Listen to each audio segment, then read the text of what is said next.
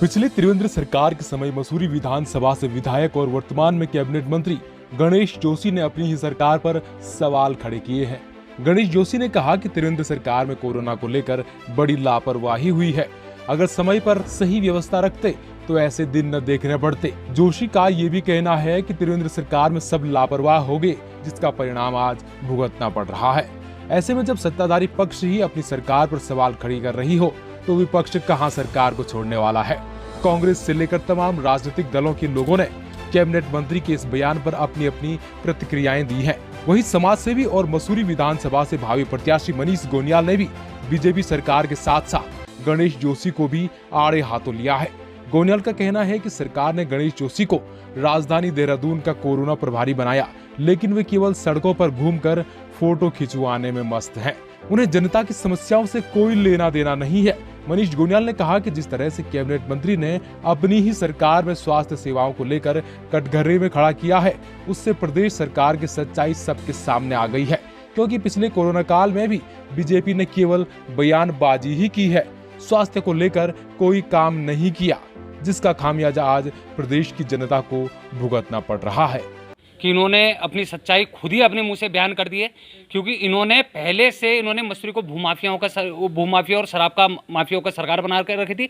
और पिछले साल जो कोरोना काल आया, इसमें भी इन्होंने सबक ना लेकर इन्होंने खाली अपनी वाहवाही लूटने के अखबारों में छाए रहे। और उसके बाद इन्होंने स्वास्थ्य विभाग में इनको ध्यान देना चाहिए था, जो इन्होंने स्वास्थ्य विभाग में कभी ध्यान ही नहीं दिया।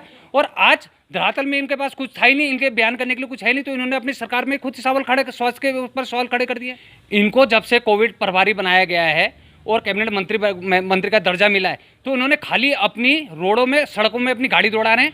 जैसे किशन नगर चौक हो गए, घंटाघर हो गया, वहाँ इनकी सड़क में गाड़ियाँ दौड़ रही हैं।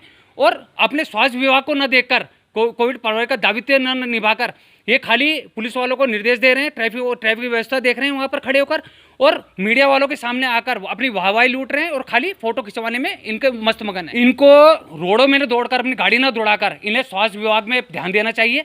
और जैसे ये अब हमारे 71 लाख में जो ये रायपुर में कोविड सेंटर बना है, इसी को भरपूर बढ़िया बनाना चाहिए। वहाँ ऑक्सीजन की जो कमी हो रही है, उसे मात्रा में ऑक्सीजन में ध्यान देना चाहिए इन्हें लगातार वहाँ। और जो हमारे विधायक क्षेत्र के दमदार विधायक हैं, वो जो अपने बड़े बेहतरीन वहाँ पर स्वास्थ्य सेवाओं में काम कर रहे हैं, तो उनके साथ मिलकर इन्हें स्वास्थ्य में थोड़ा ध्यान देना चाहिए और वहाँ की जनता की सूध लेनी चाहिए।